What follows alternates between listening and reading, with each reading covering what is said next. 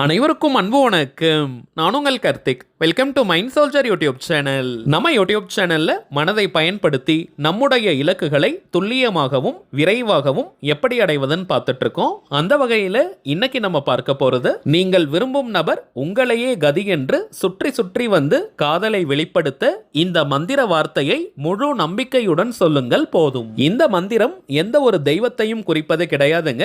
Law of அட்ராக்ஷன்ல இருக்கக்கூடிய ஸ்விட்ச் வேர்டை தான் நம்ம மந்திர வார்த்தைன்னு சொல்லி இருக்கோம். சோ எல்லாருமே தாராளமாக நீங்க பயன்படுத்தலாம். யாரெல்லாம் இந்த டெக்னிக்கை யூஸ் பண்ணலாம்னு பார்த்தோம்னா, கணவன் மனைவி மற்றும் காதலர்கள், இந்த ரெண்டு கேட்டகரியில இருக்கிறவங்க மட்டும் தான் இந்த மெத்தடை நீங்க யூஸ் பண்ணணும். காதலர்கள்னு வரும்பொழுது லவ் பிரேக்கப்ல இருக்கிறவங்க மற்றும் ஒன் சைட் லவ்ல இருக்கிறவங்களும் இந்த டெக்னிக்கை தாராளமாக நீங்க பயன்படுத்தலாம். அதே போல கணவன் மனைவியாக இருந்தாலும் ஏதோ மனஸ்தாபம் அல்லது கருத்து வேறுபாடு காரணமாக நீங்க பிரிஞ்சிருக்கீங்கன்னா தாராளமாக இந்த டெக்னிக்கை நீங்க யூஸ் பண்ணலாம். இன்ஸ்டன்டா உங்களுக்கு பலன்கள் கிடைக்கும். சரிங்க, நம்ம பார்க்க போகும் அந்த மந்திர வார்த்தை என்ன, அதை எப்படி பயன்படுத்தணும்னு இந்த வீடியோல டீடைல்டா நம்ம தெரிஞ்சுக்கலாம். அதற்கு முன்னாடி நம்ம சேனலை இப்பதான் நீங்க ஃபர்ஸ்ட் டைம் பாக்குறீங்கன்னா மறக்காம சப்ஸ்கிரைப் பண்ணிக்கோங்க.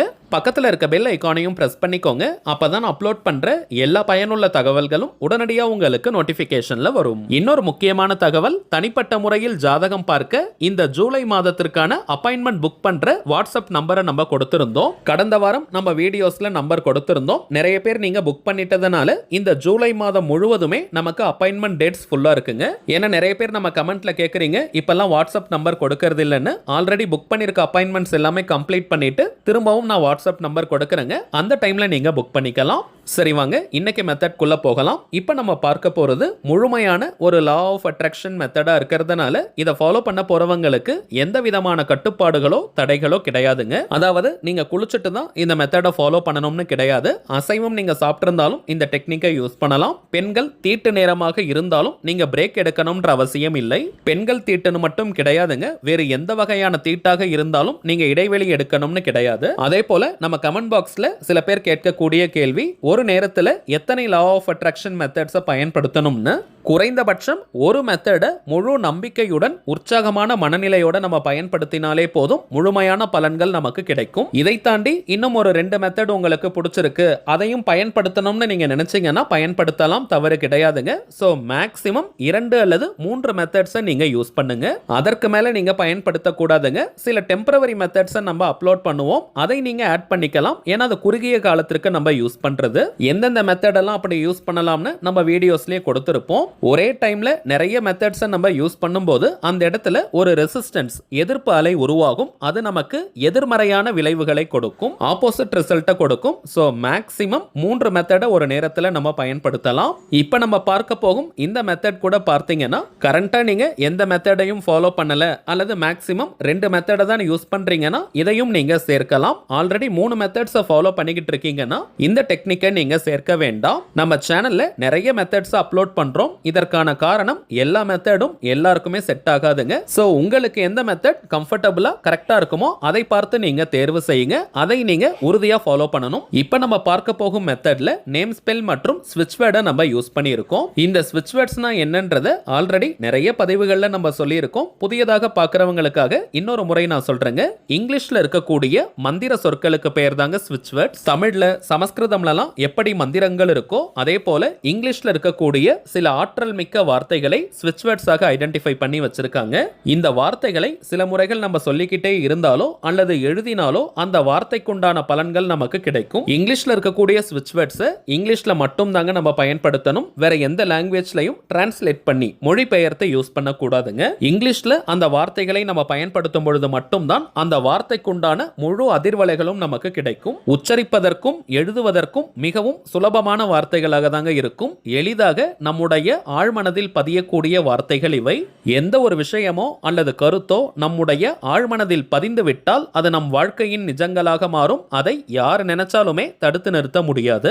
வாழ்க்கையின் எல்லா விதமான தேவைகளுக்குமே தனித்தனியா ஸ்விட்ச் வேர்ட்ஸ் இருக்குங்க. மேலும் இந்த ஸ்விட்ச் வேர்ட்ஸை பொறுத்த வரைக்கும் அந்த வார்த்தைக்கான அர்த்தம் தெரிந்து நம்ம பயன்படுத்தினாலும் சரி, தெரியாமல் நம்ம பயன்படுத்தினாலும் சரி, அந்த வார்த்தைக்குண்டான முழு பலன்களும் நமக்கு கிடைக்கும். சில ஸ்விட்ச் வேர்ட்ஸ் பார்த்தோம்னா எழுதினால் மட்டுமே பலன் கிடைக்கும். சில வார்த்தைகளை நாம் சொன்னாலே பலனை கொடுக்கும். இப்ப நம்ம பார்க்க போகும் வார்த்தையை எழுத வேண்டிய அவசியம் கிடையாதுங்க. ஜஸ்ட் நம்ம சொன்னாலே போதும். இப்ப நம்ம பார்க்க போகும் வார்த்தையை 48 நாட்களுக்கு 48 டேஸ்க்கு கண்டினியூஸா நம்ம யூஸ் பண்ணணும். எந்த நாள் எந்த கிழமை வேணாலும் இந்த மெத்தடை நீங்க ஸ்டார்ட் பண்ணலாம். டைமிங்ஸ் பார்த்தீங்கன்னா எந்த நேரத்தில் நீங்க ரொம்பவுமே ரிலாக்ஸ்டா அமைதியா இருப்பீங்களோ அந்த நேரமாக பார்த்து இந்த வார்த்தையை நீங்க சொல்லுங்க. வாய் விட்டும் சொல்லலாம் அல்லது மனதுக்குள்ளேயும் சொல்லிக்கலாம். வாய் விட்டு சொல்றவங்க கொஞ்சம் பொறுமையா மென்மையா நீங்க சொல்லுங்க. நீங்க ரொம்ப பரபரப்பா பிஸியா இருக்கக்கூடிய நேரத்தில் இந்த வார்த்தையை பயன்படுத்த வேண்டாம். அமைதியான மனநிலையில இந்த வார்த்தைகளை நாம் சொன்னால் மட்டும்தான் ஆழ்மனதில் சுலபமாக பதியும். தினமும் ஒரே நேரத்தை தான் பயன்படுத்தணும்னு கிடையாதுங்க.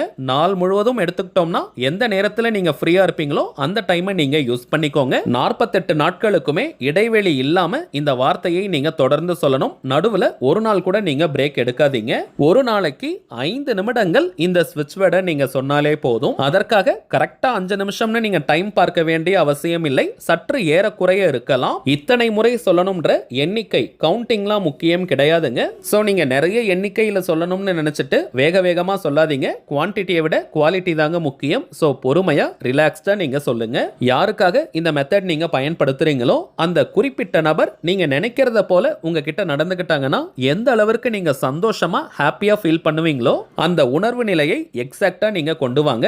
ரைட் நவ் அட் பிரசன்ட் அந்த நபர் நீங்க நினைக்கிறத போல உங்ககிட்ட நடந்துக்கிறாங்க, பேசுறாங்க, பழகுறாங்கன்னு நினைச்சுக்கோங்க. அது எந்த அளவிற்கு உங்களுக்கு சந்தோஷத்தை கொடுக்குமோ அந்த மனநிலையோட இப்ப நம்ம பார்க்க போகும் வார்த்தையை 5 நிமிடங்களுக்கு நீங்க சொல்லணும். எண்ணங்களை காட்டிலும் உணர்வுகளுக்கு தாங்க அதிகமான சக்தி. சோ இந்த உணர்வுகள் செயற்கைத்தனமா இருக்க கூடாதுங்க. உண்மையாகவே நீங்க ஃபீல் பண்ணி சொல்லணும். அந்த குறிப்பிட்ட நபரும் நீங்களும் இந்த நொடி ரொம்ப சந்தோஷமா மகிழ்ச்சியா இருக்கிறதா ஃபீல் பண்ணிக்கிட்டே இந்த வார்த்தையை சொல்லுங்க. ரிப்பீட்டடா இதை நான் சொல்றதுக்கான காரணம் இதுதாங்க முக்கியமான ஒரு சீக்ரெட். சரி வாங்க நாம் சொல்ல வேண்டிய அந்த சூட்சம வார்த்தை என்னன்றத பார்க்கலாம். இப்ப நம்ம டிஸ்பிளேல கூட தெரியுது பாருங்க. Venus integrate x and y together now. இந்த வாக்கியத்தில் எக்ஸுக்கு பதிலாக உங்களுடைய பெயரையும் ஒய்க்கு பதிலாக நீங்கள் விரும்பும் நபருடைய பெயரை சொல்லணும். நடுவில் இருக்க அண்ட் நீங்க சொல்லணும்ன்ற அவசியம் கிடையாதுங்க. அதை நீங்க ப்ரொனவுன்ஸ் பண்ணாதீங்க. ஒரு உதாரணத்திற்கு நான் சொல்றேன் பாருங்க. உங்களுடைய பெயர் ராஜான்னு இருக்கு, நீங்கள் விரும்பும் நபருடைய பெயர் ராணின்னு இருக்கிற பட்சத்தில் இந்த வாக்கியத்தை எப்படி சொல்லணும்னு பார்த்தோம்னா Venus integrate Raja Rani together now.